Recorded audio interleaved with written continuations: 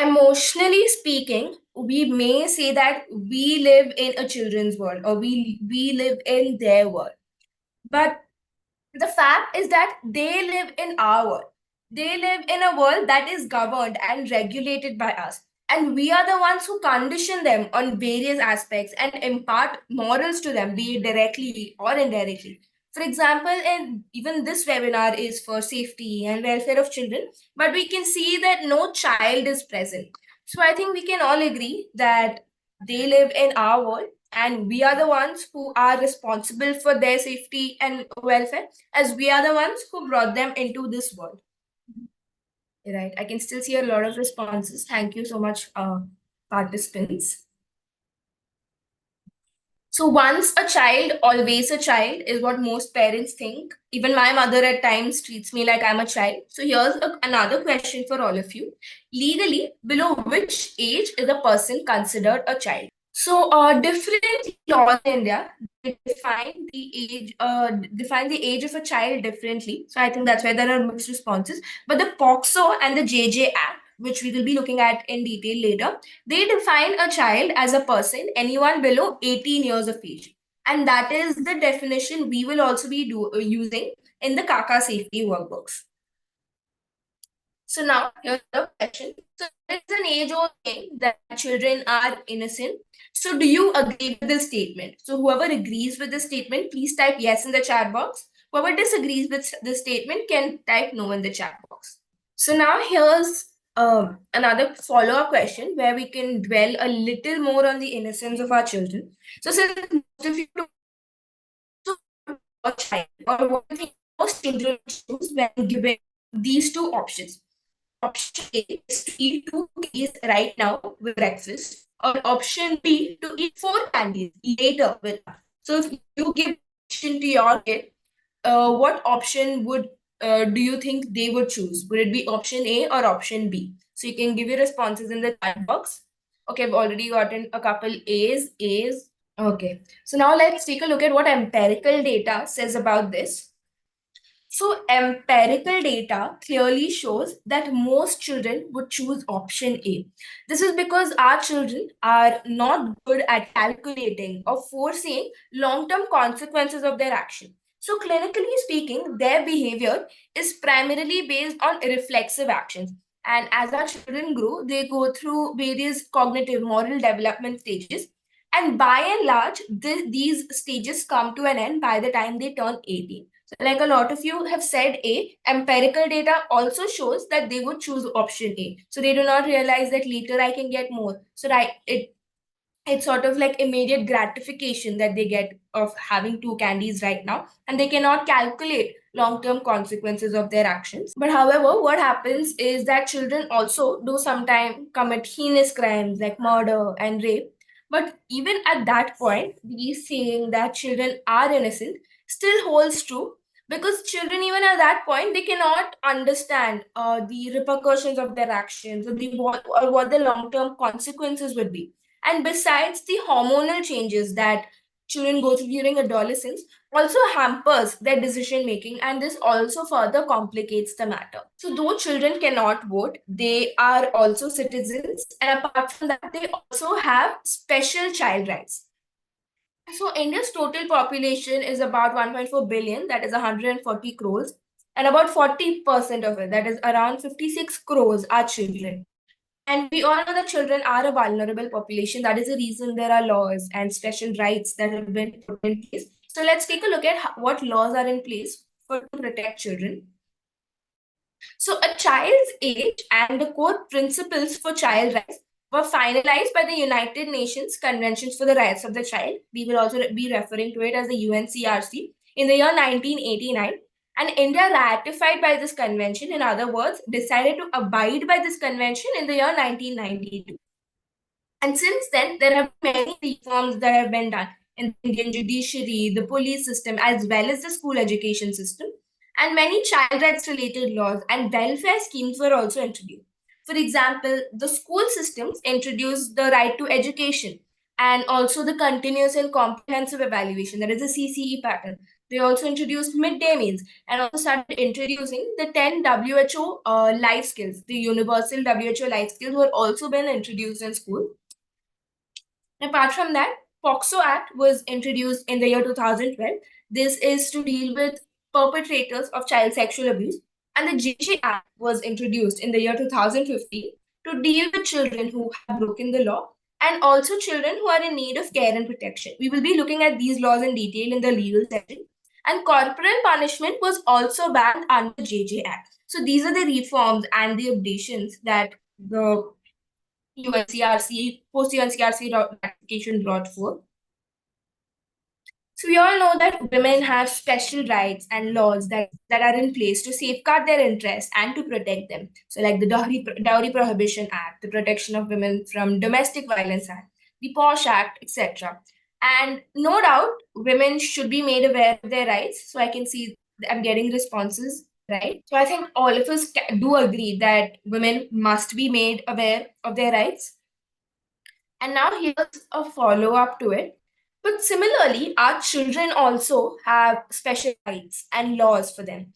So, do you also agree that our children must also be made aware of their rights? You can write yes or no. So, right now we're talking about children. Okay, I've already gotten a no. Yes, yes. Now we're talking about children and their rights. Do you think children must be made aware of their rights? I can see yeses, but also a couple of no's in between. Thank you, participants, for your responses. So, what we at Project CACA is do that we make children and other stakeholders as well aware of the various child rights and related laws, but along with their responsibilities. As a couple of you said no, because they might have concerns regarding what children might do when they know about their rights and laws. So, we do make them aware of their rights and laws, but also make them aware of their responsibilities as well. So, our country has a history of child rights related laws that predate independence. And this slide shows child rights related law that are pre independence, post independence, as well as post UNCRC ratification by India. And over time, these laws have evolved. And after the UNCRC ratification by India in the year 1992, they were also on a fast track improvement, and even new laws were introduced.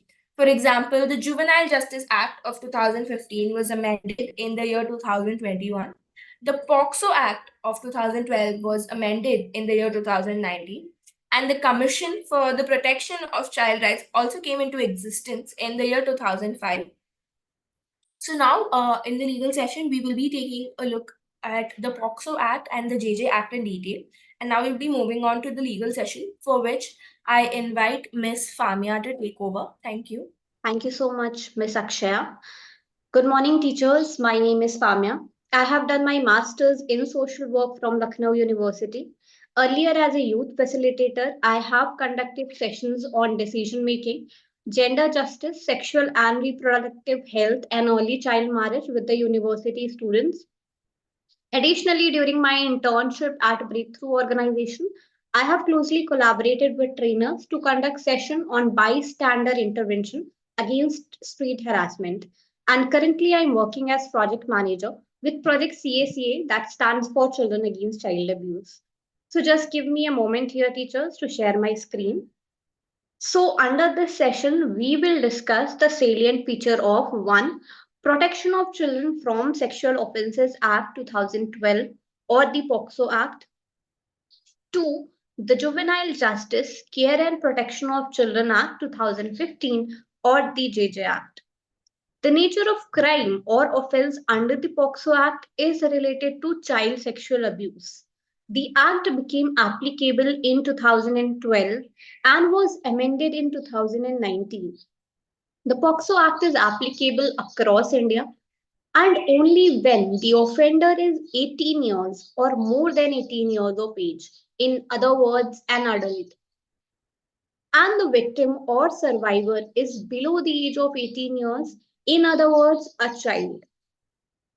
Remember that consent of a child or their parents or guardians for the child's physical relationship with someone is not valid under the POXO Act. Now, before moving on, let us figure out what a crime is. Crime is an intended action described, defined, or codified in various criminal laws like IPC, that is Indian Penal Code, POXO Act, Dowry Prohibition Act, POSH Act, etc. The criminal intent is established from circumstances, evidences, and facts of the case under consideration. Sometimes criminal's intent is at the judge's or magistrate's discretion. Now let us consider two examples for better understanding. Example 1, a biology teacher explaining private parts to students will not come under criminal intended action. Example 2, a helper changing a kindergarten student's spoiled clothes, despite the child's reluctance to do so, will also not come under the criminal intended action.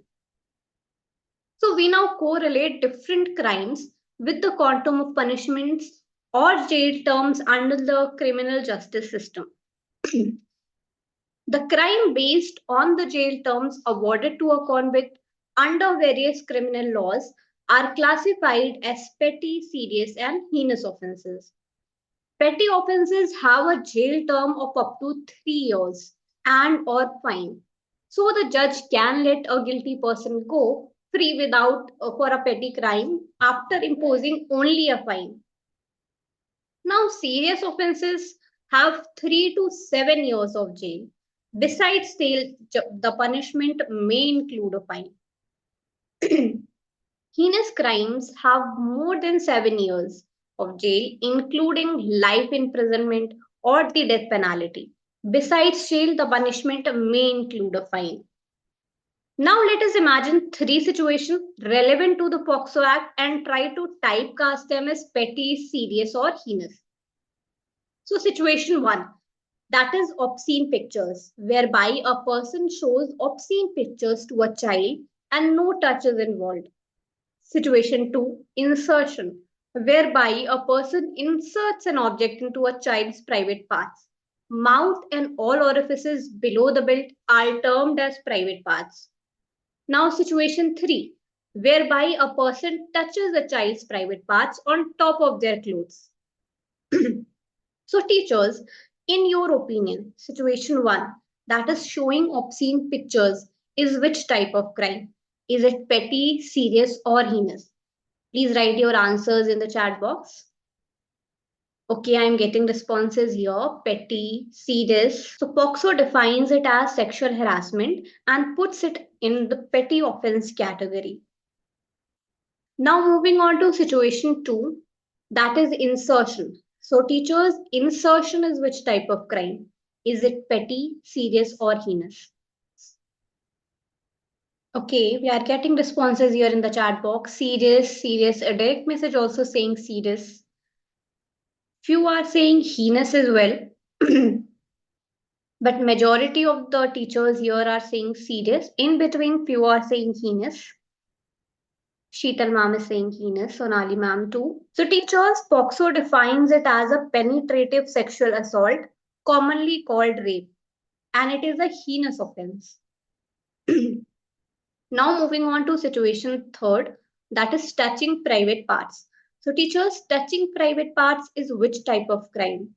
Is it petty, serious, or heinous? Okay, I can see majority of the teachers now are saying serious. Few are saying heinous as well. So teachers, POXO defines it as a sexual assault and it is a serious offense. Sexual assault and penetrative sexual assault, as explained in the previous slides, can become aggravated, thus drawing more severe punishments. An assault becomes aggravated when a person commits the offense in a position of responsibility, trust, and authority, and or the child victim is below 12 years, etc. Under the POXO Act, who is a person in a responsible and trusted and authoritative position? So these are people in uniform, like police and military personnel, management and staff of a school and hospital, parents, guardians, etc. POXO is a special child-centric and strict law. Let us see how. POXO has a provision for the death penalty for a child rapist. Before moving on, let us have an opinion poll here. So, teachers, will the death penalty be a strong deterrent in reducing child rape cases? You can answer by writing yes or no in the chat box. I can see majority of the teachers here are saying yes. So now imagine a situation where a gangster has to be awarded the death penalty, but it depends solely on the testimony of a poor witness. What do you think? Do you think that the gangster's attitude towards witness would be? Don't you think the gangster may harm or even murder the witness? So now let us draw a parallel with the death penalty provision for a child rapist under POCSO. So teachers, don't you think that a child rapist may be prompted to harm or even murder the child victim as the rapist is already liable for death penalty and the child victim happens to be prime or the only witness? Okay, I can already see answers coming in the chat box. All the teachers are saying yes. Now, moving on to the next salient feature of the POCSO Act. We all know that every accused is presumed innocent until proven guilty under a fair trial.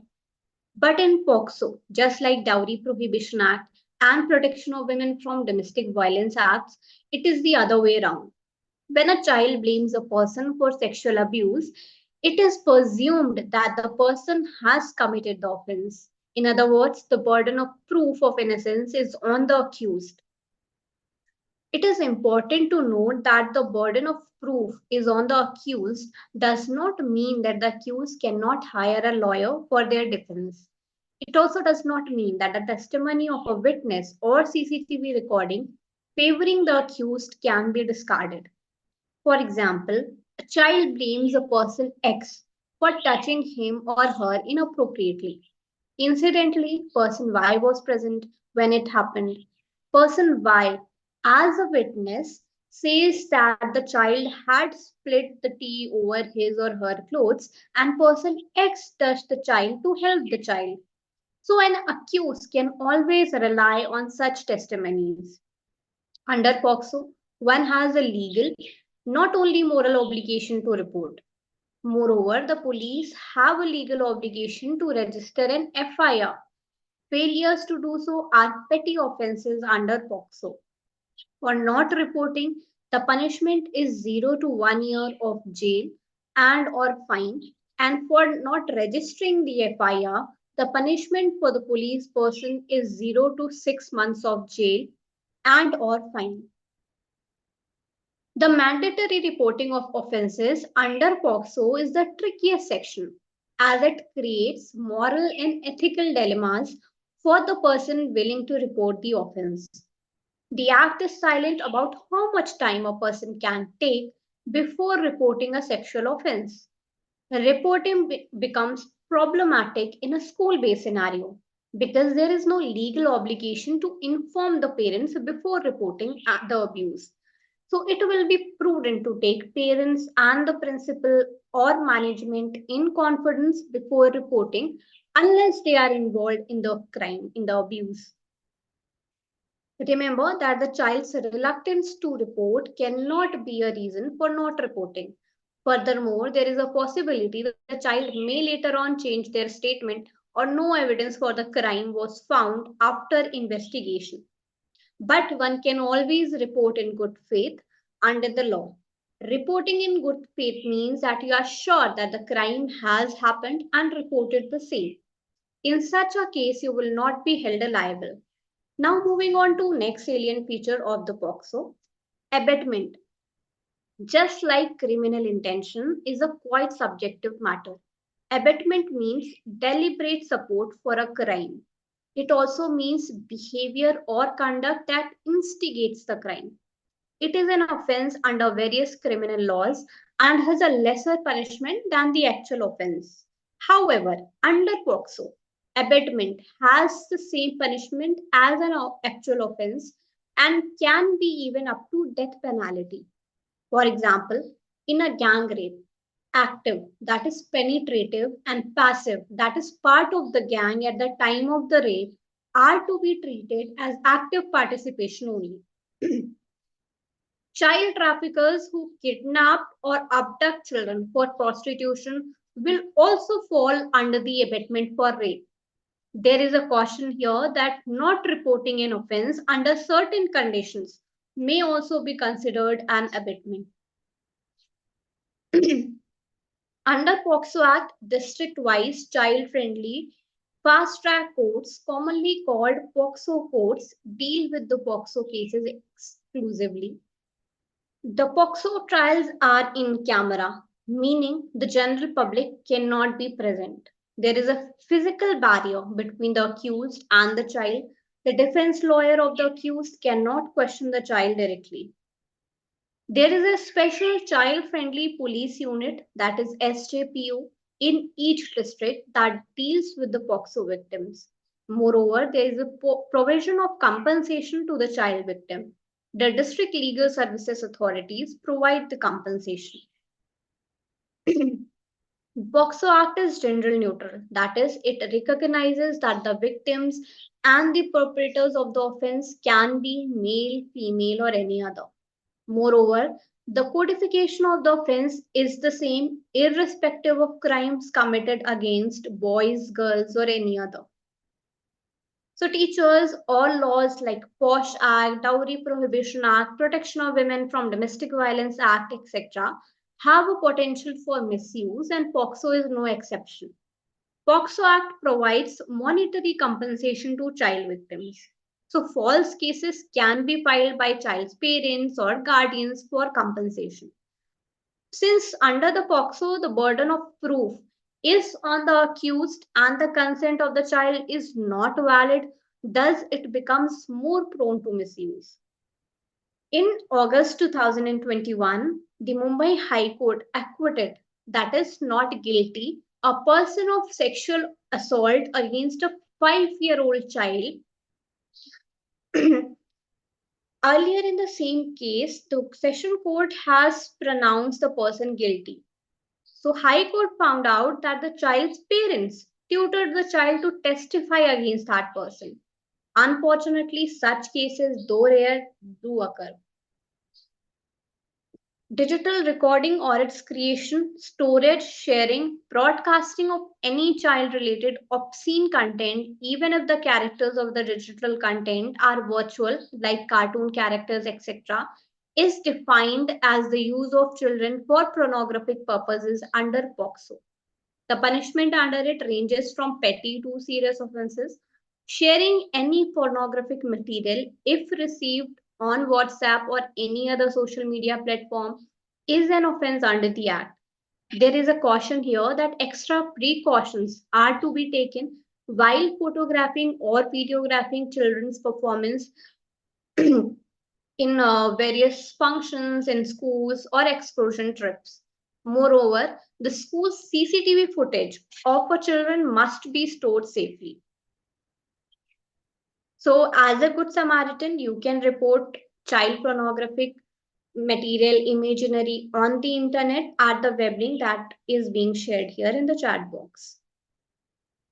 So, under POXO, everyone has a legal obligation to protect the child victim's identity and various information that can lead to child's identification. Failure to do so is a petty offense with 6 months to 1 year of jail and or fine. There are exclusive quasi-judiciary commissions like the National Commission for Protection of Child Rights, that is NCPCR, and State Commission for Protection of Child Rights to look after child rights in general and monitor the implementation of POXO and various matters related to JJ Act. Now let us understand the quasi-judiciary powers of the Commission with an example. The Commission on suo motu, that is on its own, or on receipt of a complaint, can initiate an inquiry about corporal punishment incident in a school.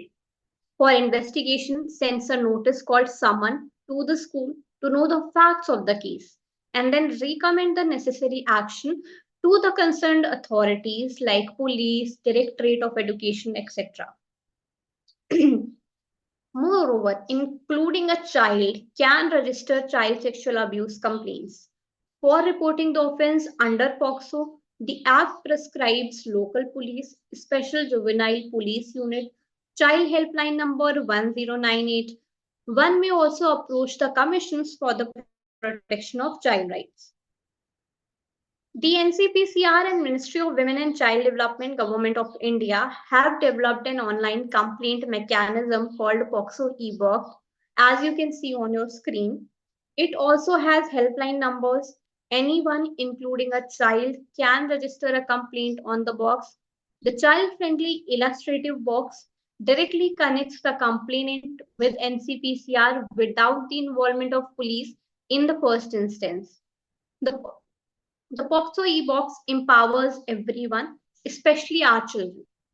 The NCRT and various state board books promote child helpline, that is 1098, and POXO e-box, and so does Project CACA. The National Registry for Sex Offenders is essential for preventing child sexual abuse. It has a database of convicts. The data is not accessible to the public. Police can take help of this data whenever required, like in verifying school staff's background. Now, what if a child commits a crime? Under POXO Act or any other criminal law, the victim is another child or an adult. All such cases are handled under Juvenile Justice, Care and Protection of Children Act or JJA. Remember, when a child commits any type of crime, the crime is handled under the JJ Act. So the Juvenile Justice, Care and Protection of Children Act, also called JJ Act, became applicable in 2015 and was amended in 2021. Just like the POXO Act, the JJ Act defines a child as any person below 18 years and is also applicable across India. So, we were talking about JJ Act. So, the children under the JJ Act are divided into two categories, A and B, as you can see on your screen. Category A is for children who have broken a law. Such children are called children in conflict with law. Category B is for children in need of care and protection. We will discuss who are these children in the later slides. Now coming back to category A. Children in conflict with the law are handled by juvenile justice boards and not the regular courts meant for adults. Just like the Juvenile Justice Board, special child friendly police, that is SJPU, have been also constituted under JJ Act to deal with such children. The SJPU also deals with victims of POXO cases. The approach of the Juvenile Justice Board is to reform, rehabilitate, and reintegrate the child into the society. However, there is an age group of 16 to 18 years. If a child is accused of a heinous crime like murder or rape, and the Juvenile Justice Board confirms that the child has mental and physical abilities as that of an adult, the child is then treated as an adult in the criminal justice system, but conditions apply. So, children courts subsequently handle such children. However, before proceeding into the matter, the children's court first reconfirms the child's mental status. So, this particular category of children in the age group of 16 to 18 years for heinous crimes was introduced in the JJ Act of 2015, primarily due to Nirbhaya or Delhi gang rape case of 2012, as one of the perpetrators was from this category and could not be awarded severe punishment. So, in a children's court, the child is to be treated as an adult does not mean that all treatments and procedures are to be followed as if the child is an adult. Otherwise, there was no need to create a children's court in the first place. Here also approach is to reform, rehabilitate and reintegrate the child into the society. A children's court can never award life imprisonment without the possibility of release or the death penalty to a child. For example, when a child who is 17 years is awarded 7 years of jail term, the child stays at an observation home in detention until the child attains 18 years. After that, the child is shifted to a place of safety till it turns 21. And for the rest of the sentence period, the child stays in a regular prison. Moreover, the trial of a child cannot be conducted along with any adult, and no child can ever be handcuffed or put in a police lockup or jail by anyone whatsoever. So, we now talk about the order that juvenile justice boards can pass. But first, remember any child below the age of 7 years cannot be held liable for any crime whatsoever. For all other children found guilty of the crime, the board can pass following orders, keeping in mind the child's age and nature of the offense, that is, petty, serious, or heinous. The board can advise, warn, or counsel the child and their parents or the guardians, or direct the child for community services like participating in tree plantation, working as a helper in a library, etc., or impose a fine to be paid by the child or parents or guardians. For a serious or heinous offense, a child may be put in observation home for detention, but not for more than 3 years. Such a child may also be released on probation of good conduct and placed under the care of any parent, guardian, or a fit person. No child record is to be kept for future disqualification like job, passport, etc. However, the same is not applicable for children found guilty by children's court. Remember, disclosing the identity of a child in conflict with the law is an offense with a jail of 0 to 6 months and or fine of up to rupees 2 lakhs. So when you make a character or transfer certificate of such a child, please keep this in mind. We now talk about category B children. They are children who need care and protection, like orphaned, surrendered, and abandoned children, or children rescued from trafficking whose parents cannot be traced, or street children who have families but no proper homes. Such children are handled by child welfare committees and are kept in children's homes. Remember, a child in category A may also fall in category B as well. For example, an orphan or a drug addict child who stole money. So at times, category A and category B, they overlap. It is important to understand that all orders passed under the JJ Act are passed keeping the child's best interest in mind. Institutional remedy, like placing a child of category A by Juvenile Justice Board in detention in an observation home, or a child of category B in children's home by Child Welfare Committee, is considered as last resort.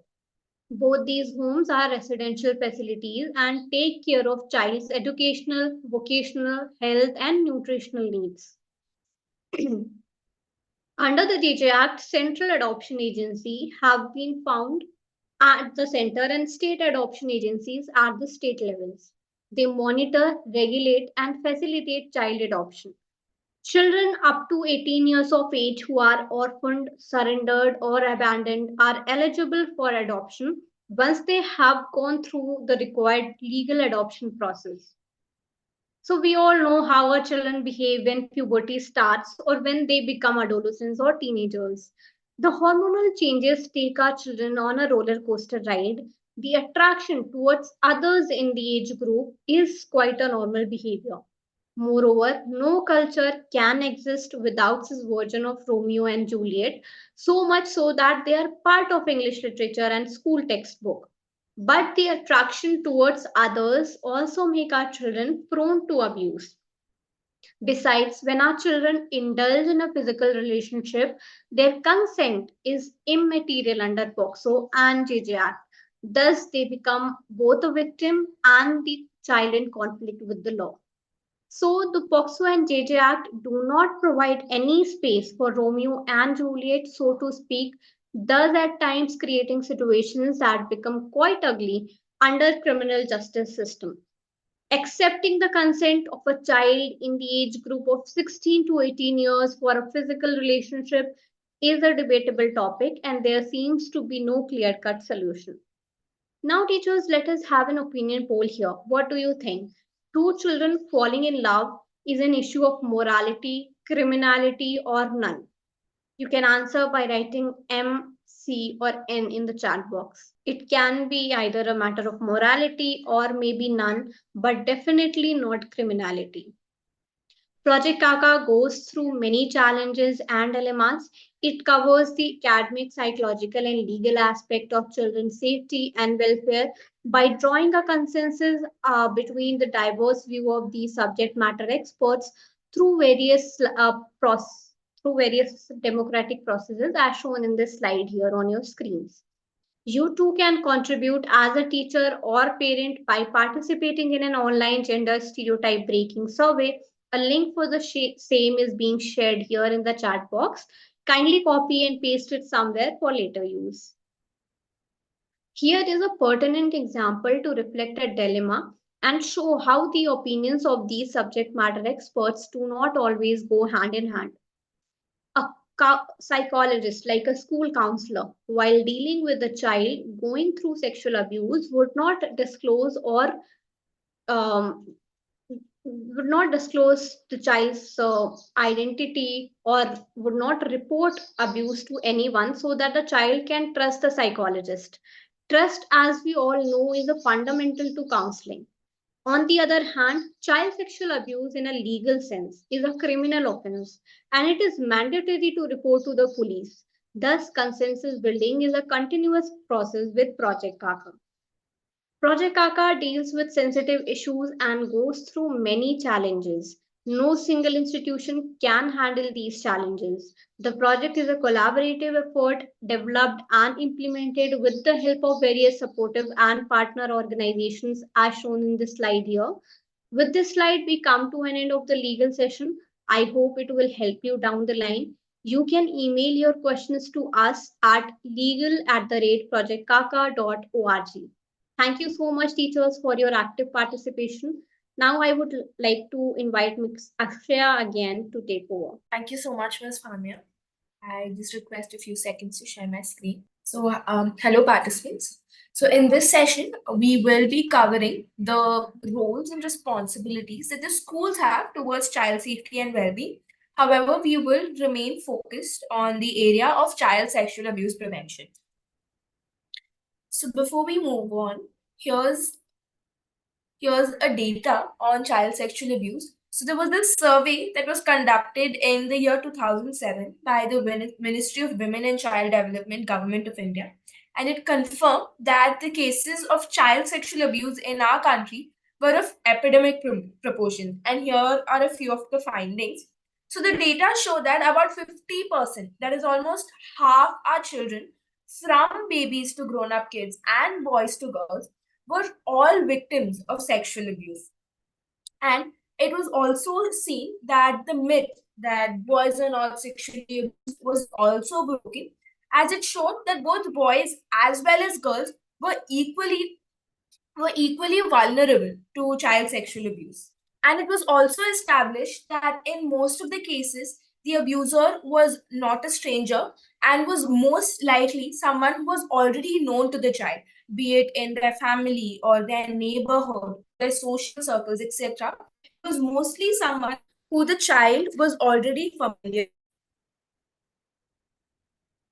And 10 years later, a similar survey was conducted by World Vision India in the year 2017. And unfortunately, nothing had changed. And it was still shown that cases of child sexual abuse was on the rise. And the Mumbai police report in the year 2021 showed that in over 96% of POXO cases, the accused is someone who is already known to the victim and not a stranger. So we see that news of child sexual abuse in schools is not very rare, but that does not mean that abuse happens only in school or those are the places where it is most likely happen. It just so happens that abuse that happens in school, they're easier to notice and they're easier to report. In contrast, the abuses that occur outside schools, maybe in a child's family or the extended family or the domestic and neighborhood environment, or in families and religious functions, they go unnoticed and thus unreported. But these are also places where most of the abuses do occur, like I mentioned before, because it's this abusers are mostly someone who's known to the victim. And most children, about 72% of the children, they do not tell about the abuse to anyone. And there could be a lot of reasons for why this happens, but fear is the most common reason. So the children might fear the abuser, as the abuser might have threatened to harm them or their loved ones if they tell anyone.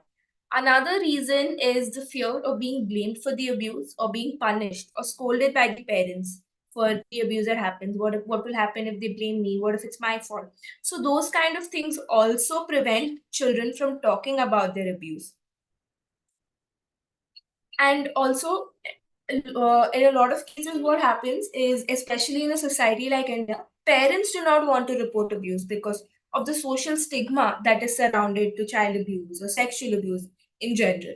And the gender stereotype understanding that boys are supposed to be brave and they're supposed to protect girls. So, how come they are abused? Further discourages boys to come up and talk about their abuse. So, because of these reasons, the abuser goes unpunished and is also prompted to become a repeat offender, as that sort of enables him, because he's abused someone but he's not caught. So, that also enables and prompts him to abuse kids further. So, now we will have an evolutionary perspective on child safety.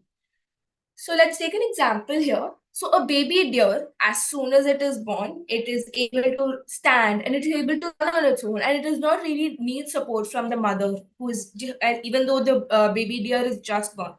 But on the other hand, our children, that is human children, they are born half baked, and it would have been impossible for them to survive without our care or our support. And if the world was full of abusers. So, human evolution itself clearly shows that an overwhelming majority of people actually do care for children and want children to be well. So, how come we have such a large number of victims of child sexual abuse?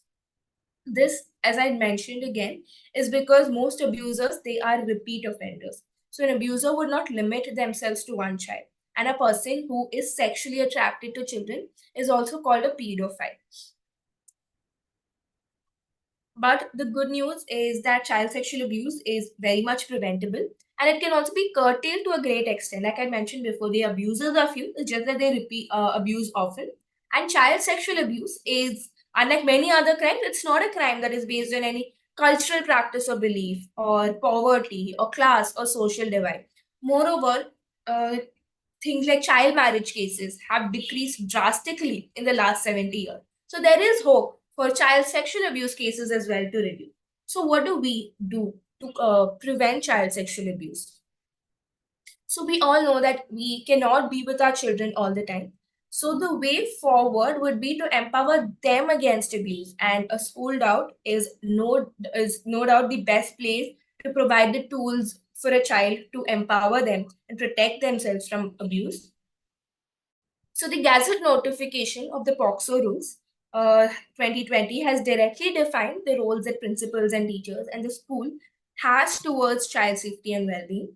So it talks about developing a curriculum that is based on child safety, gender equality, mental health, abuse prevention, and also its teaching and the promotion of child helplines, as Ms. Famia had mentioned earlier. The POXO rules notification predates the new education policy of 2020 by 2 months. So somehow this notification does not have a place in the new national education policy. However, the good news is that the National Curriculum Framework version 1.0 by the NCRT has incorporated the same, and Project CACA complies with both the curriculum, both the framework as well as the notification.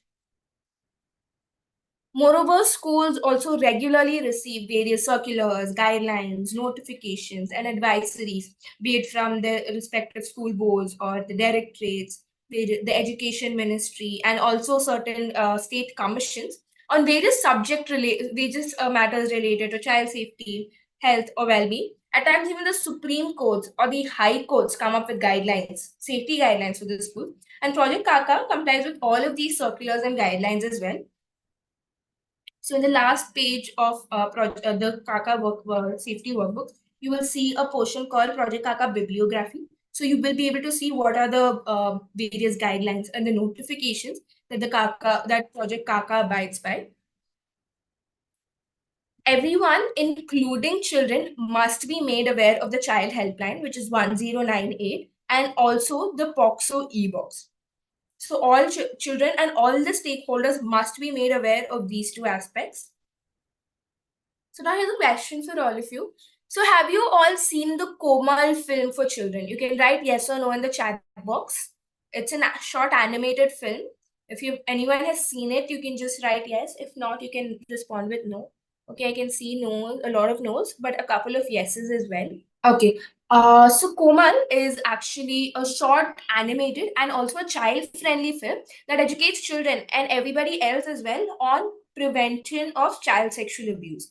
And it is to be shown to all stakeholders. It is available in English, Hindi, and various other regional languages as well on the internet. So you would be able to find this video on YouTube. It's there in any languages that you're comfortable with.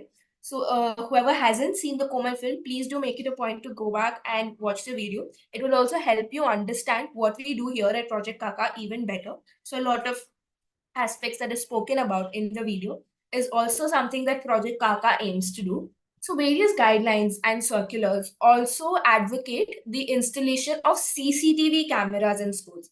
So no doubt it is a practical and also an effective measure, no doubt, to prevent child abuse and also bullying in schools.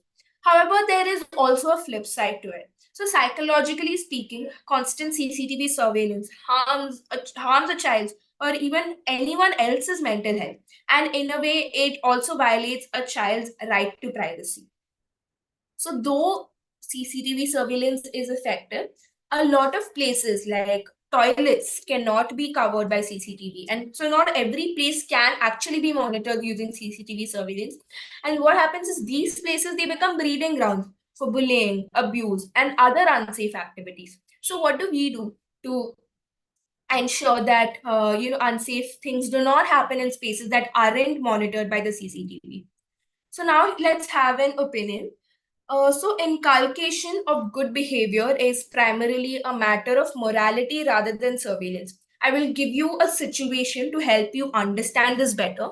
So let's take a situation in a classroom where there are two boys, let's say Ram and Shyam. So Ram is what is happening is let's take Ram in situation A. His classmates are bullying a child. So he sees this, but because he knows that there's CCTV surveillance, he knows someone is being watched. He does not go and join the kids in bullying his classmate. But in situation B, Shyam, he does not want to bully the child because he believes as his moral as value that it is wrong to bully someone. So these are the two situations. Both of them are exhibiting good behavior.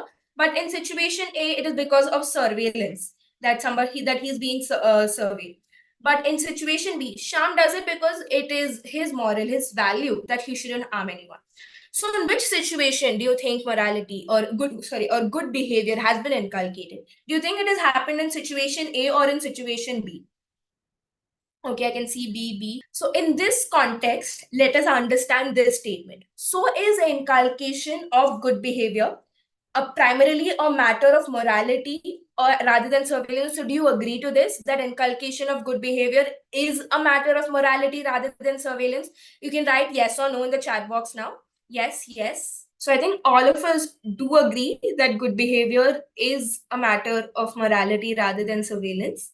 And I think that is the reason we also have subjects like moral sciences that are taught in schools, moral sciences, values. So these are so this is the reason that we have such subjects in schools as well. So I can see a lot of yeses. So there are also circulars and guidelines for schools to teach students about good and bad touches. So currently, psychologists, excuse me. So psychologists have changed this terminology to safe and unsafe touch because safe and unsafe they are less subjective terms when compared to good and bad, and that would make it easier for smaller children to understand these terms and what they mean. And also, a child may feel a touch as good even though it might be unsafe. So that is the reason that this change in terminology has been recommended. And Project CACA's safety workbooks would also be using the terminology of safe and unsafe touch when you talk about it in the context of touches or abuse or even emotions and feelings. So under Project Kaka, parents, teachers, and the non-teaching staff, keeping children at the center, work in an environment of collaboration, trust, as well as responsibility to empower our children against the menace of child sexual abuse. And for a child-centric approach, Project Kaka's core instrument is in a medium that the children are already familiar with, that is timetable books.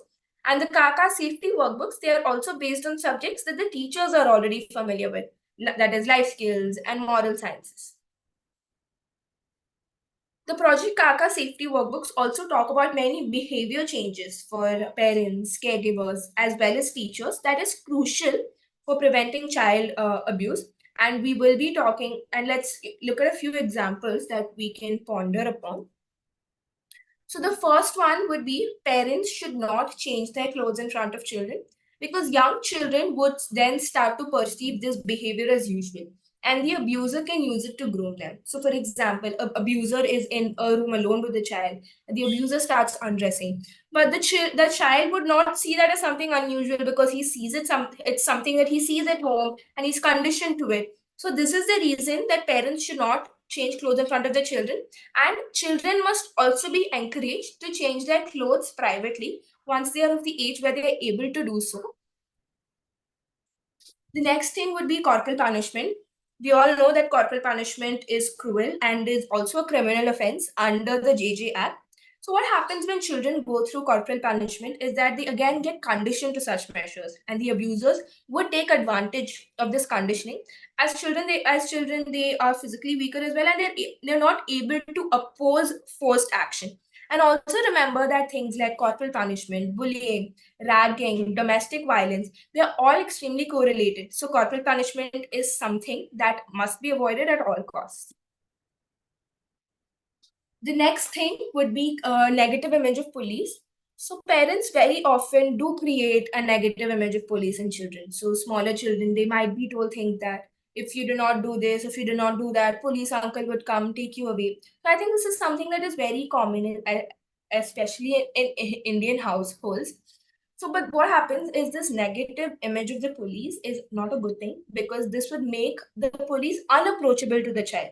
So when a case of abuse is reported, or when the child needs help from the police, the child would not be able to ask the police, because there's a negative image and there is fear. And so this becomes detrimental later when the child needs the help of the police or needs to interact with the police. So this is again something that must be avoided. So the next aspect is about cartoons. So we usually associate the word cartoons with children. However, that is not always true. So how many of you here have seen the cartoon series Shin Chan? Right? Yes. And how many of you like the cartoon series Shin Chan? So what happens is that many cartoons that are easily accessible to children, they are unsuitable for them, and they're not age appropriate. For example, the cartoon series Shin Chan is also one such example. And as parents and caregivers, we must ensure that our children's cartoons are age appropriate. And also remember that children are often targeted for pornographic material as well in the cartoon format. So parents and caregivers must pay attention to the kind of cartoons children are watching. So psychologically speaking, children aged 3 to 8 years are curious about private parts, and they often play games like hide and seek, doctor patient nurse, and house husband wife while playing these games. And they try to explore each other's private parts while doing so.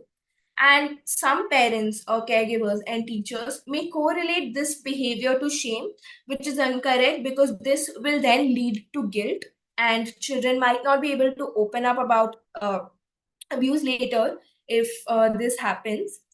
So, of course, we must discourage our children if they try to explore each other's private parts, but we should say things like it is a bad habit, or that it is unhygienic, or that it is unsafe. Because remember, abusers often use these three games to condition a child by inducing a feeling of guilt in them. So we must ensure that children play such games with children in their own age group.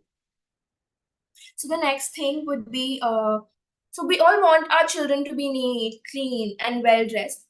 But when small school going children bathe or dress up on their own, parents often are not satisfied and they interfere or they assist. So we must show patience and let them bathe and dress up privately. So do remember that it is okay even if they're not as neat or clean and dressed up as we want them to be. Like I mentioned earlier, it is important for them to be able to dress up alone or bathe alone, and they must learn to do these things independently and privately. So parents and caregivers must be a little patient and let them do things privately. The CACA safety workbooks are based on a syllabus that stems out of a curriculum matrix comprising of the seven core principles and derivatives as shown on this slide. The seven core principles are number one, mental health and well-being; number two, emotional intelligence and quotient; number three, safety; number four, gender equality, equity, and parity; number five, child rights; number six, health and hygiene; and number seven, morals, values, and ethics. With this slide, we come to the end of this session. I now invite Ms. Parnika to take over the next session. Thank you. Thank you, Akshaya. Just give me a minute to share my screen. Good morning, dear participants. My name is Parnika Rastogi. I have done my Masters of Social Work from Christ University, Bangalore, and currently I am working as the Senior Advocacy Ambassador with Project CACA. Now, in this psychological session, we connect the matrix of seven core principles with the syllabus material that is the CACA safety workbooks for UKG to class 9th. However, we will remain focused on the 11 derivatives of the core principles or key aspects and the learning areas to work upon that are covered in the safety workbooks for child sexual abuse prevention. Before moving on, remember that the core principles and the derivatives are mapped with the 10 universal World Health Organization life skills that teachers are already familiar with. Now, the life skills are co-scholastic and often interlinked with each other. They are categorized as thinking, social, and emotional skills. Now, these skills form a core set of skills various governments use to promote the health and well-being of children and adolescents. The slide here shows a few examples of the countries where the life skills have been used and taught in schools for the safety and well-being of our children. Project CACA follows the same approach. Now, coming back to the 11 derivatives of key aspects and the learning areas or teaching areas, I would say, covered in the workbooks to work upon for child sexual abuse prevention. Now, these key aspects are a must for every parent, caregiver, educator, and society to know and teach our children. So, they are covered progressively in the CACA safety workbooks. Now, these 11 key aspects and the learning areas are taught in the workbooks as morals, rules, habits, and life skills. So, let us discuss them briefly one by one. Now, the first aspect is about private parts vocabulary. In India, shame and guilt are associated with private parts. So, nobody teaches smaller children about private parts vocabulary. We as a society find comfort in telling them nicknames or using euphemisms when we talk about private parts with our children. Now, these nicknames jeopardize smaller children because they cannot communicate sexual abuse. So, the workbooks from UKG onwards categorically teach that private parts are only for us. Learning about private parts is also inherited to the life skill of self awareness. It eventually evolves into the clinical fact that sex is not a binary but a spectrum, thus resulting in gender equality, equity, and parity. Now, the workbooks use the words private parts for chest or breast and all offices below the belt from UKG onwards through various swimsuit, puppets, and skeleton based illustrations. The mouth is considered a special private part as it is not covered. Now, these private parts are as per the POXO Act. However, teaching private parts using the swimsuit model is challenging for teachers as the model fails to define private parts unambiguously. For example, now smaller children may not cover their chest in a swimsuit. Moreover, the mouth may be covered in certain situations like the COVID times. Now, moving on to aspect number two, which is about feelings and emotions. Imagine your spouse or a friend has promised to take you on a candlelight dinner and then completely forgets about it. It's your birthday or your anniversary. How would you feel, or what would you do in that situation? I request you to type your answer in the chat box.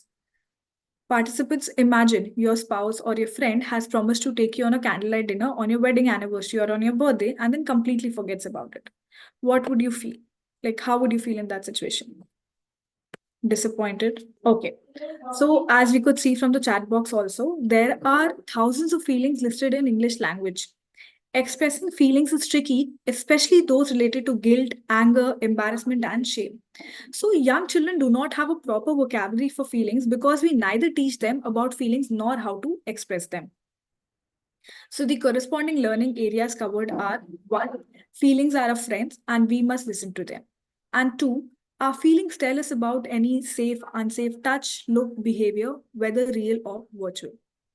Now, learning about feelings is also correlated in the workbooks to the life skill of coping with emotions and stress and anger management. Now, moving on to aspect number 3, which is about it is not your fault.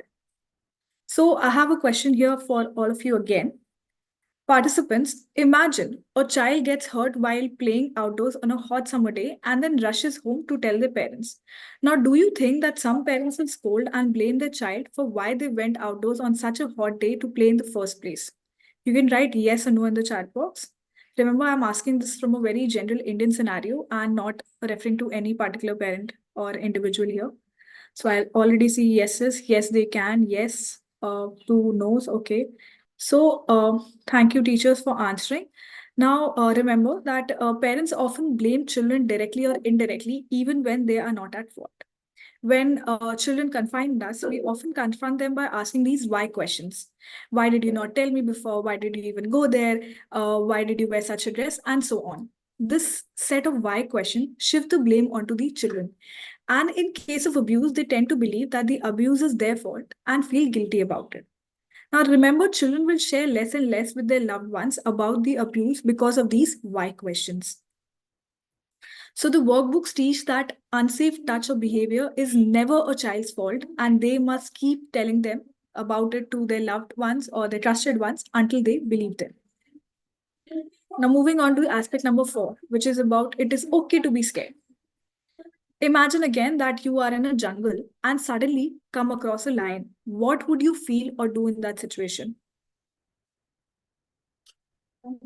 Imagine you are in a jungle and suddenly a lion comes across in front of you. What would you feel or do in that situation?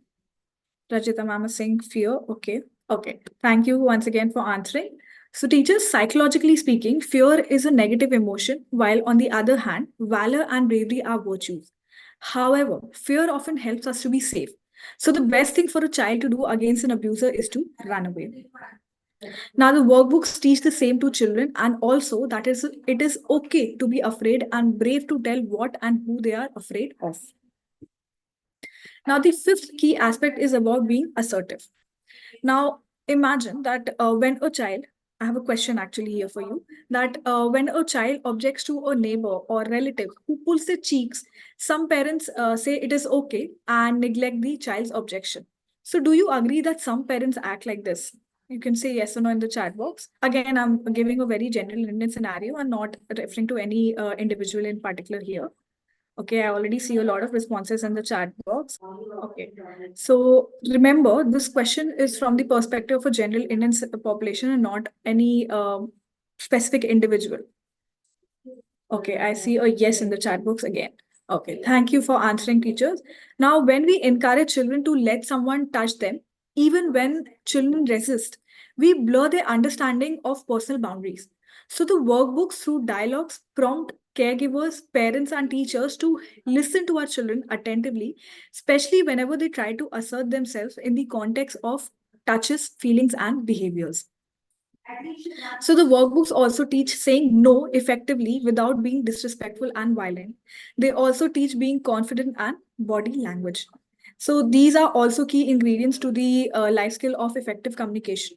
Besides, the workbooks correlate effective communication to handling peer pressure, bullying, and substance abuse. Now, the sixth key aspect is types of touches. So the safety workbooks also educate young readers about various types of touches like safe and unsafe touch, accidental touch, fixed touch, and forced touch. So the children are encouraged through various dialogues in the workbooks to interpret touches, hugs, and kisses in terms of feelings and communicate them to their loved and trusted ones. Moving on to the seventh key aspect, which is about body ownership. Once again, I have a question here for all of you. Who do you think owns the body of a child? Is it the child itself or the parent? You can write child or parent in the chat box. Okay, I already see a response. So far in the chat box, I can only see that everybody is saying that it is the child who owns the body. So, yes, participants, as you all said, it is the child itself who owns the body. Now, helpers at home or school often change the spoiled clothes of younger children despite their reluctance to do so. Unlike grown ups, smaller children are not clear about who owns their bodies. So, the workbooks correlate body ownership with self esteem. The concept of body ownership is evolved into permission to touch, personal boundaries, and privacy. The workbooks also correlate body ownership to health and hygiene, untouchability, slavery, bonded child labor, and organ transplant. The workbooks categorically teach that you are the boss of your body and its first caretaker. Now, the eighth key aspect is about self esteem. Children with low self esteem or self worth are easy targets for abusers and bullies. They are to be helped to build positive self esteem as a value. Now, low self esteem and body shaming and bullying are all correlated. So we are attaching the link to Prashast, a disability screening checklist for schools by the Department of School Education and Literacy, Ministry of Education, Government of India in the chat box. Please save it for your future reference. Now, various techniques based on critical thinking for goal setting and SWOT analysis, that is strength, weakness, opportunity, threat analysis, help build self-esteem and are regularly used in the workbooks. So children are taught via the workbooks that one, being different does not mean being unequal. And two, my skills and behavior are more important than my looks. And I can always improve my skills with practice. Now, moving on to the aspect number 9, which is about secrets versus gifts versus surprises. So, these safety workbooks also empower our children against various tricks placed by abusers. For example, secrets like touches can be safe or unsafe. Now, parents and grandparents often tell children to keep a secret. When a child sees their father smoking, the father may ask them to keep this as a secret and not tell mommy. The father may even give the child like a gift to keep this as a secret. Remember, an abuser follows the same approach. The workbooks train our children via critical thinking about handling such secrets, gifts, and surprises. So, children are taught via the workbooks that one, a secret that makes you sad, guilty, or ashamed is an unsafe secret. And two, a secret about any touch is again an unsafe secret. Now, moving on to the 10th key aspect, that is about strangers. So, the workbooks teach that growing up is about taking help and helping others, and correlate it with the life skill of interpersonal relationship and empathy. Now, in most cases, the abuser is not a stranger, but children must still be careful with strangers. So, the workbooks do not create a negative image of the strangers like strangers a danger. On the other hand, they encourage children not to hesitate to take strangers' help or help them in case of there's an emergency or an accident. However, there are safety rules to be followed with strangers in the real and virtual world. So, rules like strangers should not hug or kiss you, never share your personal information with strangers in the real or virtual world are covered in the workbooks. Now, last but not the least, the 11th key aspect is about safety circles of the loved ones.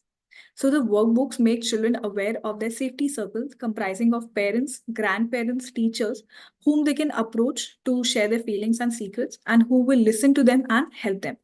So, a children's safety circle is covered in the workbooks under the life skill of interpersonal relationship. The workbooks teach that our loved ones may get angry with us. Nevertheless, they will do their best to keep us happy, healthy, and safe. Now, the workbooks are written from the point of view of our children. They evolve around three musketeers: a girl, Sana, who wants to grow up and become a football player, a boy, Arpit, who wants to grow up and be a classical dancer, and a tiger, Poxo, whose parents work in a circus. So the tiger acts as a confidant and is the personification of the law. He introduces and familiarizes children with various habits, rules, and laws as a safety net from an early age. So the young readers of the workbook share their feelings and various other difficult situations they face with POXO. POXO, the tiger, is a medium that helps children establish a dialogue with their loved and trusted ones and the community at large. So the workbooks are based on various day-to-day situations our children face inside school and outside their schools. The various characters in the workbooks come from a child's ecosystem, forming a diverse but inclusive world.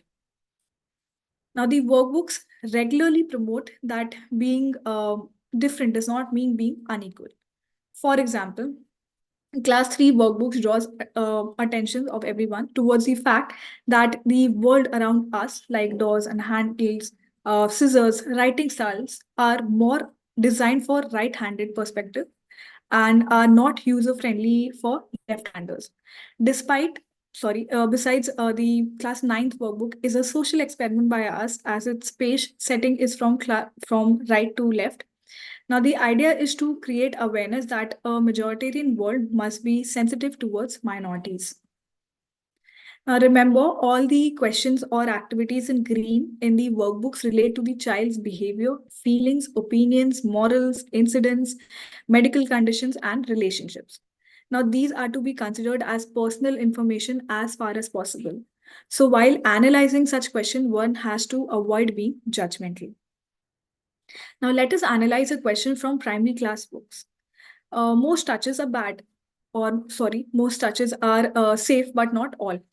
While write the names of the people from whom you do not like hugs and kisses or whom you do not like to hug or kiss. Now, there can be many reasons for a child's dislike. For example, a child may not like hugs and kisses from their mummy when mummy is sweating in the kitchen and cutting vegetables. Perhaps at that time, mummy smells terrible. Now, what if a child answers that they do not like hugs or kisses from the school van driver? That does not necessarily mean that the van driver is an abuser, but the child's loved ones should take the driver and talk to him about a behavioral change. Now, please remember that all such questions are designed to help children establish dialogues with their safety circle in particular and the community at large to achieve the required behavior changes. Now, we all know that safety drills are to be practiced repeatedly. For example, each time you board an airplane or drive a car, you tie a seatbelt. So, similarly, the CACA safety workbooks are progressive safety drills. They are to be promoted by parents and teachers to the fullest. This will send a clear message to everyone, including the abuser, that the children are learning about their safety from abuse and will not hesitate to tell their loved and trusted ones. Remember, once your children are empowered, they push the society for appropriate behavior changes. And when they become parents, they are the change in themselves. Now, so the project is implemented across India in all types of schools, that is government like Samagra Shiksha Abhiyan, Meghalaya, and private schools affiliated to central, state, and foreign boards. The project is also being implemented in minority schools like Christian, Muslim, Sikh, and Jain schools. So with this slide, we come to the end of this webinar.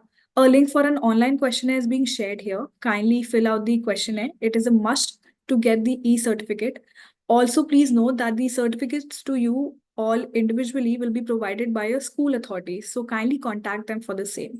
And I request you all to please check your name while filling the questionnaire, as the same will reflect on the e-certificate as well.